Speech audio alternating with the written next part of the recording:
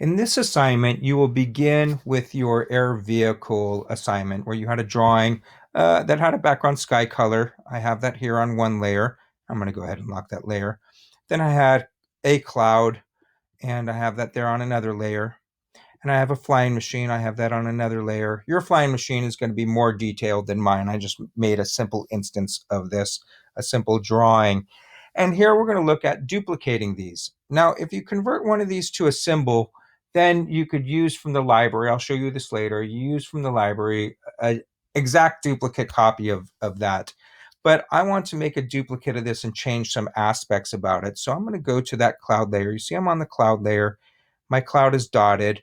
I can click Control C for copy or Command C. And then I need to create a new layer. Each instance of this cloud, because they're going to be moving at different speeds, we want that on its own layer. So over here in the timeline, bottom left-hand corner, I click on this plus button for the new layer, double click for cloud, double click and rename it Cloud 2. And then I'm going to go ahead and use Control V or Command V for paste. I have a new instance. It's the same color here. And I could come in and change over here on the color and style. It has the fill. I can make that a different color. I'll go ahead and do that. And you'll see that it's the same cloud in a different color. But I can also, being that I drew this with an outline, I can shape it by using my selection tool, V.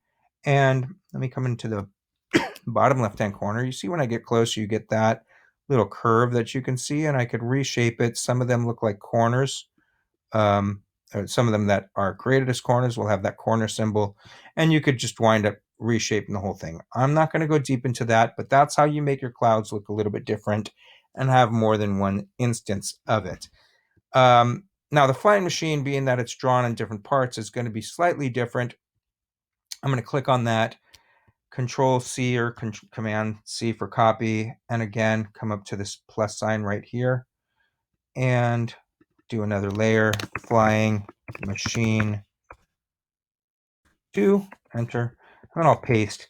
And on this one, if I want to change individual parts of it, I'm going to double click on it. It says to edit this object, Animate must convert it to a drawing object. So again, I quickly clicked on it twice, double click on it. I'll do that again, 1, 2. And it says convert it to a drawing object. So that way I can actually change different aspects of it. I'm going to change the color on this, the fill right there. Oops, that's a pretty terrible color. There we go. And then I'm going to click escape right there, and I'll double click on that bottom part right there. And it's going to say to edit this. So I double clicked on the balloon before to change that color. And now I'm on the basket. I'll double click. Let's convert it to a drawing object. Okay. And now I have this color, and I could change the fill on that. And I might even want to change the stroke on that.